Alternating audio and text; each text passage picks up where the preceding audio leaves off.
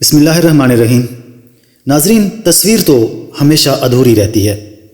رب کائنات نے زندگی کو ایسا ڈیزائن کیا ہے کہ تمام تر کامرانیوں اور کامیابیوں کے باوجود زندگی کی تصویر ادھوری ہی رہتی ہے۔ کہیں نہ کہیں اس میں موجود کمی اور کجی کی ٹیڑھ ہمیں چبھتی ضرور ہے۔ مارچ کے آغاز میں بھارت میں دنیا کی مہنگی ترین پری ویڈنگ تقریبات نے پوری دنیا میں ایک تہلکہ مچا دیا۔ پاکستان کے سوشل میڈیا پر بھی اس کا کافی چرچا رہا۔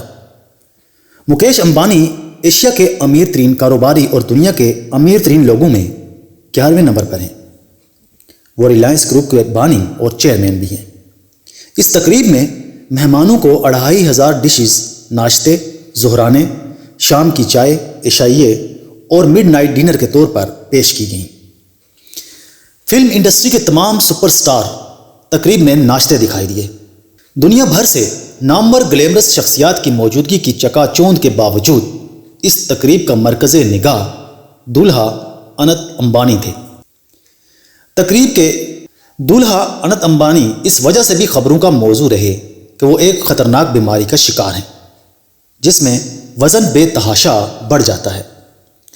انت امبانی کو شدید قسم کے دمے کا مرض لاحق ہے جس کا علاج عام دوائیوں سے ممکن نہیں۔ علاج کے لیے انہیں سٹیرائڈز دیے جاتے ہیں۔ ان میں سٹیرائڈز کی ایک قسم کارٹیکو سٹیرائڈز تھی۔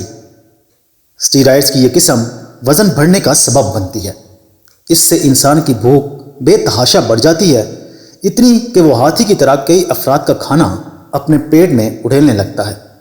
اسے قدرت کی ستم ظریفی کہیے کہ کھربوں ڈالر کے اثاثوں کے مالک مکیش امبانی کا لاڈلا اور چھوٹا بیٹا ایک ایسی بیماری کا شکار ہے جس کے علاج کے لیے سٹیرائڈز کی تباہی کے سوا اور کوئی راستہ نہیں۔ اس کے بیٹوں کو ہاتھیوں سے لگا ہوا تو مکیش امبانی نے ایکڑوں پر پھیلا ہوا ہاتھیوں کا ایک سفاری پارک بنا دیا۔ اس سفاری پارک میں بیمار ہاتھیوں کے اسپتال، تفریح گاہوں، سپا اور مالش کا انتظام ہے۔ خشک میوجات سے بھرے ہوئے سینکڑوں لڈو روزانہ ہاتھیوں کو کھلا دیے جاتے ہیں۔ یہ صرف مکیش امبانی کے اپنے بیمار بیٹے کے ساتھ لاڈ کی ایک جھلک ہے، مگر وہ اپنی تمام تر دولت کے باوجود اپنے بیٹے کے لیے مکمل صحت سے بھرا ایک دن نہیں خرید سکتا۔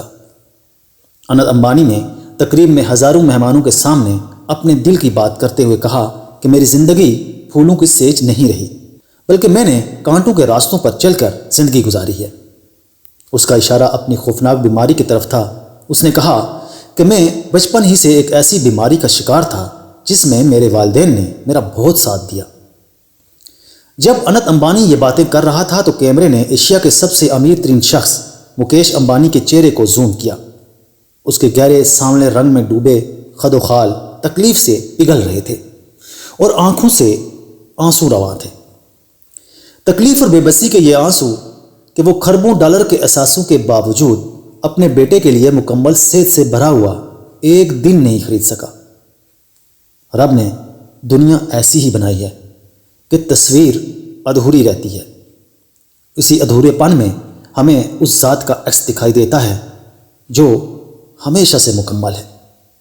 آئیں مکیش امبانی کی دولت پر رشک کرنے کی بجائے اپنی زندگی کی ادھوری تصویر پر اپنے رب کا شکر ادا کریں۔ جہاں ہیں جیسے ہیں خوش رہیں، خوشیاں بانٹیں اور اللہ تعالیٰ کا شکر ادا کریں۔